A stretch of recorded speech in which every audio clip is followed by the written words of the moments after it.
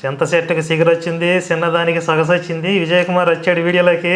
ఇందాక మీరు మాట్లాడుతున్నట్టుగా మరి ఒక భూతం వచ్చింది. ఆ భూతం ఇది పుత్రకామిష్టి యాగం చేస్తున్నప్పుడు బాలకాండలో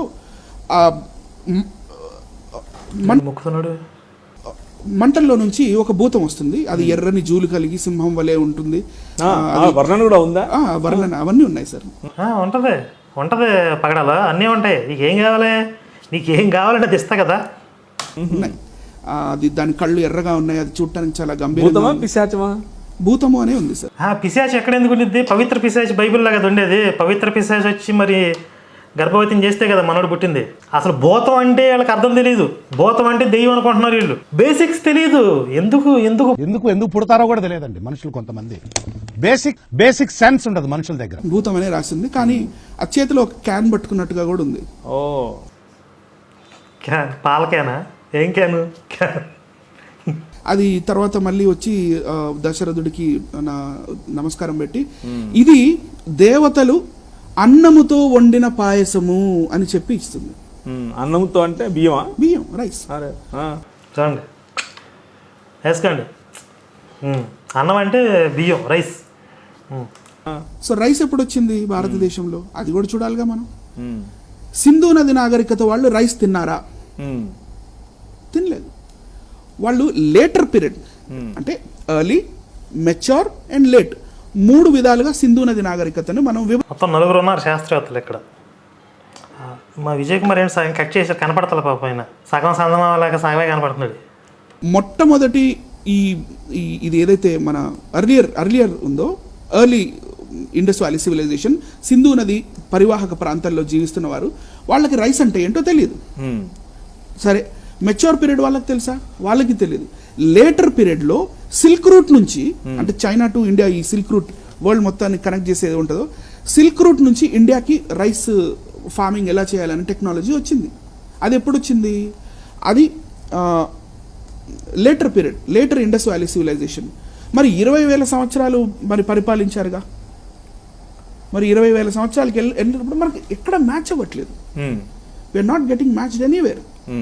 మరి సరే, ఇప్పుడు సో మొత్తానికి అశ్వమేధ యాగం జరిగింది. అందులో భూతం దయ్యం వచ్చి ఏదో పాయసం ఇచ్చింది అంటారు మీరు కూడా. అది పగడాలకి ఎటకారం ఎక్కువ అనమాట. కట్టెంకర పొయ్యి తీరుస్తా అంటారు. వీళ్ళ తెక్క నేను తీరుస్తా. ఒకవేళ ఇచ్చినట్టయితే మరి అన్నము, ఇప్పుడు సింధు నది నాగరికత వాళ్ళకి రైస్ అంటే ఏంటో తెలియదు. మరి వీడు ఎస్పెషలీ దేవతలు వండి వరి మరియు పాలతో వండిన పాయసము అని చెప్తుంది. ఈ పాయసం మళ్ళీ కౌశల్యాదేవి గారు ఏదైతే ఇందాక విష్ణు పూజ చేస్తున్నప్పుడు మరి శ్రీరాముల వారు వెళ్ళారని నేను చెప్పాను కదా, అక్కడ కూడా రైస్తో చేయబడిన పాయసం అక్కడ కూడా ఉంది ఆ రెఫరెన్స్.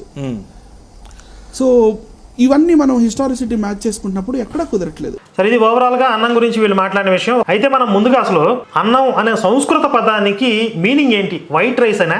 భగవద్గీతలో ఒక శ్లోకం ఉంది, అన్నాద్ భవంతి భూతాని పర్జన్యాత్ అన్న సంభవ, యజ్ఞాద్ భవతి పర్జన్యో యజ్ఞ కర్మ సముద్భవ.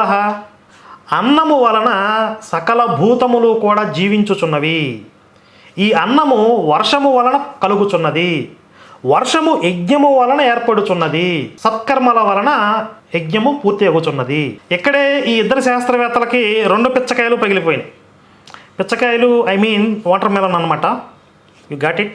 సకల భూతాలు అంటే సకల ప్రాణులు అని అర్థం వస్తుంది కదా ఇక్కడ. సకల ప్రాణులు కూడా అన్నము వలన జీవిస్తున్నవి. అంటే వైట్ రైస్ వలన జీవిస్తున్నాయా సకల ప్రాణులు, పశుపక్షాదులు కూడా? అన్నం అంటే ఆహారం, కామన్ సెన్స్ అది.